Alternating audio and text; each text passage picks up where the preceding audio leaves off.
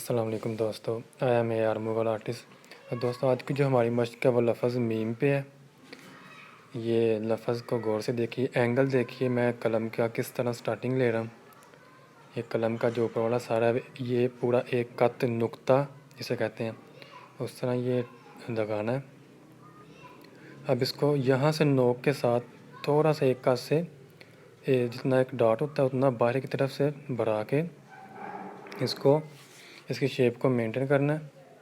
ये देखें, ये जो नोक है, ये हिस्सा, इसको यहाँ से मिलाते हुए नीचे वाले हिस्से के साथ, जिस तरह ये देखें, ये इंक के आपको नज़र आ भी रहा होगा कहाँ से मूव की है मैंने। मैं इंक इसीलिए हल्की यूज़ करता हूँ, यानी कि जो इतनी डार्क नहीं यूज़ करता, नज़र आए कहाँ से कैसे लफ्ज़ को मूव किया। ये देखें, अब यहाँ तक जो लफ्ज़ है वो टोटल है नोक के साथ, और ऊपर से ये 1.5 कत होता है। अब ये देखें, यहाँ से शेप देखें, ऊपर से और नीचे से कितना जो फ़र्क है, ये इसको देखना। अब ये नीचे से बढ़ा के ये लाइन को ऊपर से मिलाना है, थोड़ा सा लेफ़्ट साइड की तरफ, बाहर की तरफ मिलाना है, लेफ़्ट की तरफ। अब ये नोक बनानी है। अब इस नोक से अभी नीचे की तरफ देखें किस एंगल से मैं कलम को मूव करूँगा। ये नीचे से ये 5 कत होती है। ये कलम का यहाँ पे एंगल देखें, ये दरमियान से लाइन ज़रा थोड़ी सी मोटी है, इसका एंगल जो है। अब नीचे से देखें, ये बिल्कुल नीचे आते हुए नोक के साथ इसका एंड करना है।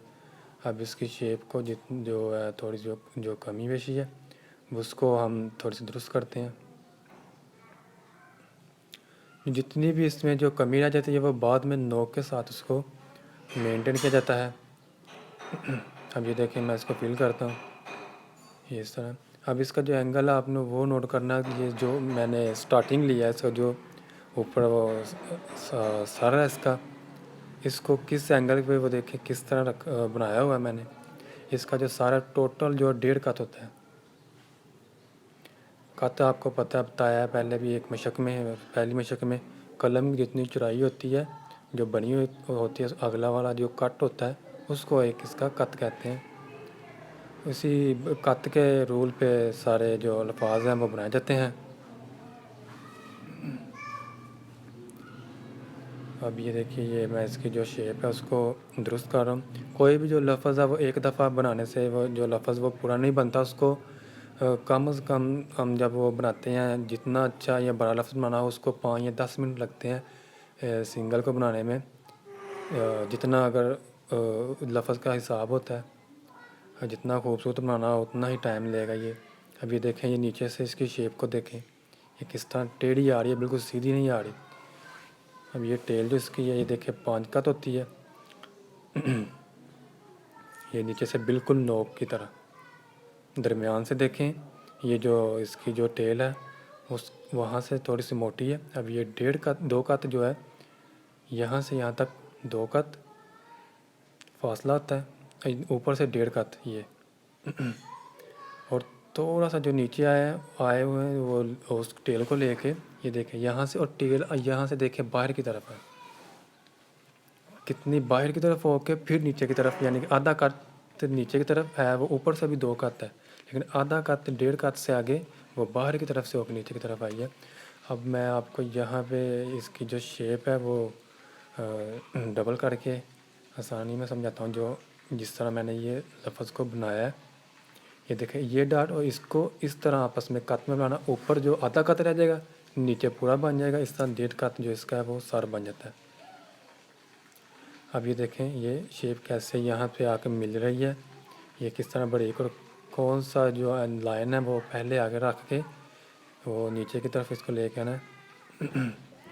जिस तरह मैं देखें जो दोस्तों, मैं जिस तरह लफ्ज़ को बना रहा हूँ, जहाँ से जिस चीज़ को पहले मैं बना रहा हूँ सेम उसी तरह आपने करना है। फिर जाके इस लफ्ज़ की जो है नस्ताली कैलीग्राफी की शेप जो है वो फिर निकलती है। ये ज़रा टफ़ होती है दूसरे फ़ॉन्ट की निस्बत इसमें। अब ये देखें, मैं इसकी टेल को बताने लगा हूँ किस तरह क्या शेप है। अब देखें, ऊपर से बारीक कैसे और दरमियान में मोटी, और एंड पे इस तरह नोक के साथ इसका एंड करना है। ये शेप है इसकी टेल की।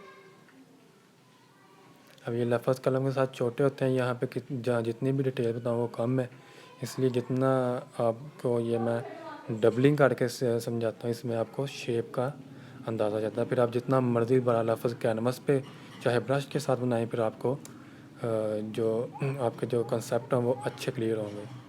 आपको पता होगा कि लफ्ज़ किस तरह बनना है।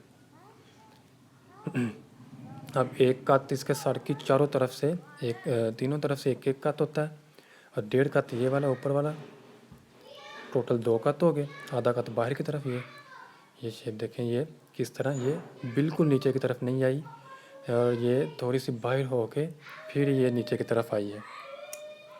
अब ये देखें, मैं यहाँ पे आपको इसका जो शेप है ये, अब ये देखें, ये चीज़ है किस तरह ये जैसे कोई ढलान होती है उस तरह नीचे की तरफ आई हुई है। ये स्लाइड जैसे होती है, बिल्कुल सीधा जाके फिर बिल्कुल नीचे की तरफ नहीं होती इसकी शेप, थोड़ी सी टेढ़ी कर्व की तरह फिर नीचे की तरफ।